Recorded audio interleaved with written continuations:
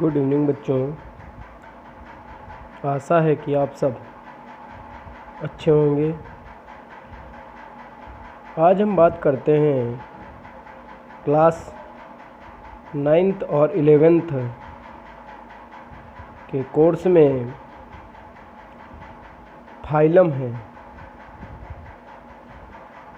तो सबसे पहले हम बात करते हैं कि phylum protozoa. Phylum protozoa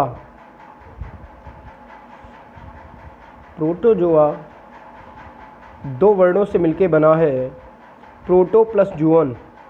proto means होता है सरल और जुआ मतलब होता है जंतु, अर्थात ऐसे जंतु जो एककोशिकीय होते हैं उन्हें प्रोटोजोआ फाइलम के अंतर्गत रखा गया है।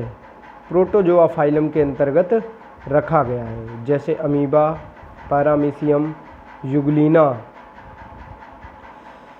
अमीबा, कई बार प्रतियोगी परीक्षाओं में ये भी पूछा गया है कि अमीबा के द्वारा कौन कौन से रोग हो जाते हैं या अमीबिएसिस रोगों के नाम।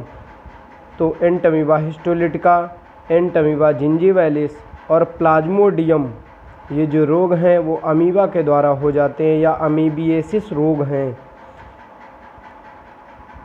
एंटमीबा हिस्टोलिटिका से डिसेंट्री हो जाती है, पेचिस रोग हो जाता है। एंटमीबा जिंजीवैलिस से पायरिया हो जाता है, जो कि दांतों का एक रोग है, दांतों से पस निकलने लगता है। प्लाज्मोडियम से मलेरिया रोग हो जाता है, जो मादा एनाफ्लीज जिसका वाहक करती है। पैरामीशियम में दो केंद्रक पाए जाते हैं, एक लघु केंद्रक और एक दीर्घ केंद्रक। जो लघु केंद्रक होता है उसका काम होता है कि प्रजनन में सहायता करना, तथा जो दीर्घ केंद्रक होता है उसका काम होता है कि भोजन का पाचन करना। अगला है युगलिना। युगलिना को जंतु और पादप के बीच की कड़ी कहा जाता है। कई बार ये भी पूछा गया है प्रतियोगी परीक्षाओं में कि जंतु और पादप के बीच की कड़ी किसे कहा जाता है। तो हम सबको ये याद रखना है कि युगलिना को जंतु और पादप के बीच की कड़ी कहा जाता है। पर क्यों कहा जाता है? क्योंकि युगलिना में क्लोरोफिल या हरित लवक पाया जाता है, जो कि फोटोसिंथेसिस प्रक्रिया के अकॉर्डिंग अपना भोजन स्वयं बना लेता है। लेकिन सर्दियों के महीने में या जब सूर्य का प्रकाश ना मिले पाने के कारण ये अपना भोजन फोटोसिंथेसिस के अकॉर्डिंग नहीं बना पाता है, तब ये सूक्ष्म जीवों को मार मार के खाने लगता है या उसका भक्षण करने लगता है। इसीलिए युगलिना को जंतु और पादप के बीच की कड़ी कहा जाता है। अब हम अगले फाइलम की ओर चलते हैं, फाइलम पोरीफेरा। पोरी और फेरा, ये दो वर्णों से मिलकर बना हुआ है। पोर मतलब होता है छिद्र और फेरस मतलब होता है धारण करने वाले। ऐसे जंतु जिनका शरीर छिद्र युक्त होता है या ऐसे जंतु जो छिद्र धारण करते हैं या जिनके शरीर पर छिद्र होते हैं, उन्हें इस फाइलम के अंतर्गत रखा गया है, जैसे साइकान, यूप्लेक्टेला, स्पंजिला, यूस्पंजिला। और एक यहाँ पे सबसे नोट करने वाली बात यह है कि जो यूप्लेक्टेला जो एक जंतु है, ये एक नाल प्रणाली का जंतु है। इसके शरीर में छिद्र पाए जाते हैं, जिसे जापान में शादी के तोहफे पर दिया जाता है। इसीलिए इसे फूलों की डलिया के नाम से भी जाना जाता है। अब हम अगले संघ की ओर चलते हैं, संघ सीलेंट्रेटा या निडेरिया। सीलेंट्रेटा का दूसरा नाम निडेरिया है। सीलेंट्रेटा दो वर्डों से मिलकर बना है, कोल प्लस ट्रेटा। कोल मतलब होता है खोखली और ट्रेटा मतलब होता है आंत। और जो निडेरिया है, निडेरिया निड से बना है। निड का अर्थ होता है निडिल अर्थात सुई, और सुई का कार्य होता है कि किसी भी वस्तु को या किसी भी चीज़ को चुभने का काम करता है। इसीलिए सीलेंट्रेटा फाइलम के अंतर्गत खोखली आंत वाले जंतुओं को रखा गया है या डंक मारने वाले जंतुओं को रखा गया है, जैसे हाइड्रा, जेलीफिश, फाइसेलिया आदि। हाइड्रा, हाइड्रा में स्पर्शक लगे रहते हैं। स्पर्शकों का काम होता है कि स्पर्शकों का काम होता है कि भोजन को पकड़ना तथा अन्य कोई भी जब खतरनाक जंतु उन पे आक्रमण करता है तो अपनी सुरक्षा करते हैं, क्योंकि उनमें जो स्पर्शक होते हैं वो सुई की भांति नुकीले होते हैं, जिनका काम होता है कि अन्य जो भी कोई बाह्य जीव आता है उसको डंक मार देते हैं तथा उसे मार भी देते हैं, उसी का भक्षण भी कर लेते हैं।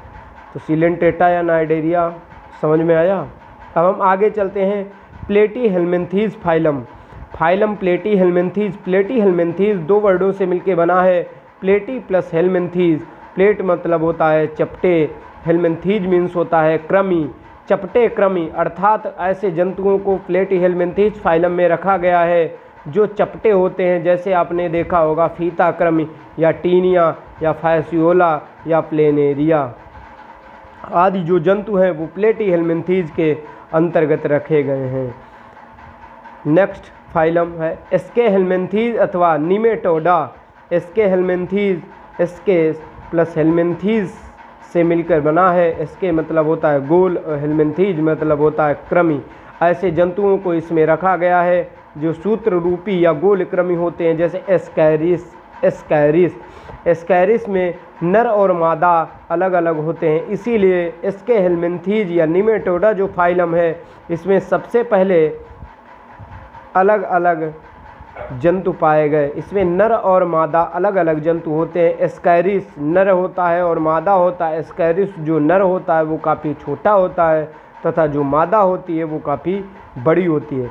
एस्कैरिस से एस्कैरियोसिस नामक मनुष्यों में रोग हो जाता है, छोटी आंत में रोग हो जाता है, क्योंकि एस्कैरिस जो रोग है वो जब कोई भी मनुष्य कच्चेदार सब्जियों को खाता है या पत्तेदार सब्जियों को खाता है तो उनकी पत्तियों पर ये बहुत सूक्ष्म जीव होते हैं, उन पर लगे रहते हैं और उन्हीं का जब मनुष्य भक्षण कर लेता है तो उनकी आंत में एक रोग हो जाता है जिसे एस्कैरियोसिस नामक रोग के नाम से भी जाना जाता है। अब हम अगले फाइलम की ओर चलते हैं। Phylum Annelida.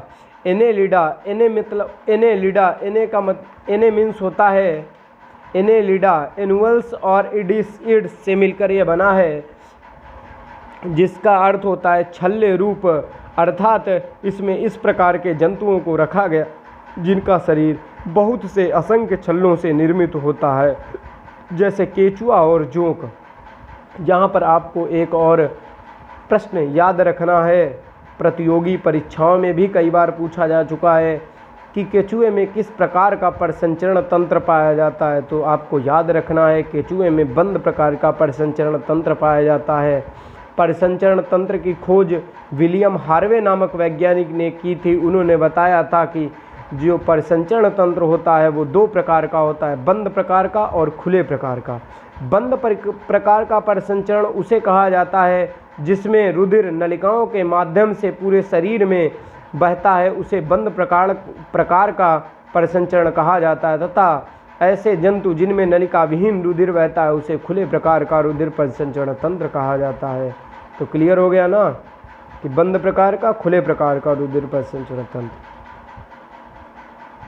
एनेलिडा फाइलम में छल्लेदार जंतुओं को रखा गया, जैसे केचुआ, जोंक।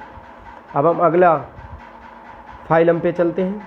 आर्थ्रोपोडा फाइलम, सबसे बड़ा फाइलम, जीव जगत का सबसे बड़ा फाइलम है आर्थ्रोपोडा। इसमें लगभग 5 लाख जातियों का वर्णन किया गया है। आर्थो और पोडा ये दो वर्णों से मिलकर बना है। आर्थो मतलब होता है जोड़ीदार और पोडा मतलब होता है पाद, अर्थात इसमें इस प्रकार के जंतुओं को रखा गया है जिनमें जोड़ीदार पाद पाए जाते हैं, जैसे तिलचट्टा, झींगा मछली, केकड़ा, खनखजूरा, बिच्छू आदि। सीधा सा हम ये भी बोल सकते हैं कि जो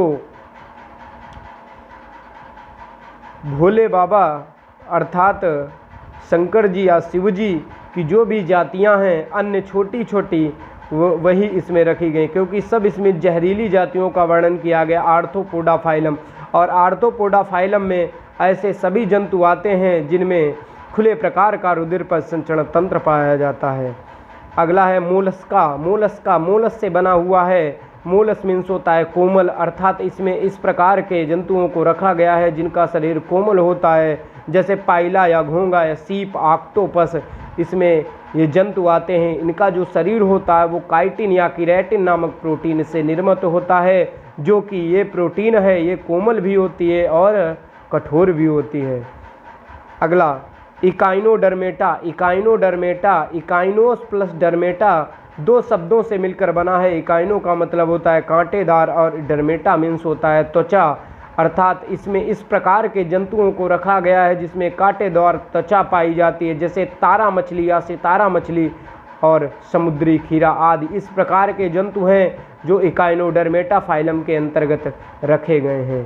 हीमोकार्डेटा, हीमो और प्लस कार्डेटा, हीम मतलब होता है आधा और कार्डेटा मतलब होता है क्षणनुमा, अर्थात इसमें वास्तविक नोटोकार्ड का विकास नहीं होता है, जैसे बैलोनोग्लासस या प्रोटोग्लासस या सैकोग्लासस जो ये जीव हैं वो हीमोकार्डेटा फाइलम के अंतर्गत रखे गए हैं। हीमोकार्डेटा का मतलब सीधी सी बात है जिसमें सुस्पष्ट रूप से पृष्ठरज्जु उपस्थित नहीं होती है, उसे हीमोकार्डेटा फाइलम के अंतर्गत रखा गया है।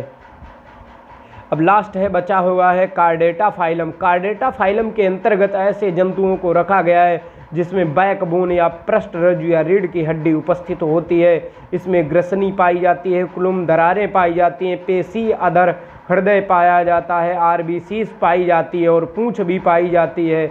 एकलिंगी जंतु भी हैं, उत्सर्जन भी करते हैं। पृष्ठरज्जु का मतलब होता है जिसमें रीढ़ की हड्डी पाई जाती है। ग्रसनी या ग्रासनाल क्लोन दरारें भी पाई जाती हैं। पेशी, अधर, अधर मतलब सामने की ओर चपटा हृदय पाया जाता है। आरबीसीज इसलिए पाई जाते हैं कि इसमें क्योंकि इसमें हीमोग्लोबिन पाया जाता है जिसके कारण आरबीसीज लाल रंग की होती हैं, जिनका काम होता है भोजन तथा ऑक्सीजन का पूरे शरीर में परिवहन करना। कार्डेटा फाइलम के अंतर्गत ऐसे जंतु आते हैं जिनमें पूंछ पाई जाती है, और लेकिन कुछ में पूंछ स्पष्ट दिखाई पड़ती है, कुछ में पूंछ स्पष्ट नहीं दिखाई पड़ती है। और इसमें इस प्रकार के जंतु आते हैं, एकलिंगी जंतु आते हैं। एकलिंगी का मतलब होता है कि जिसमें नर अलग पाया जाता है और मादा अलग पाई जाती है। उत्सर्जन, इसमें उत्सर्जन का मतलब होता है शरीर से अपशिष्ट पदार्थों के बाहर निकलने की क्रिया को ही उत्सर्जन कहा जाता है।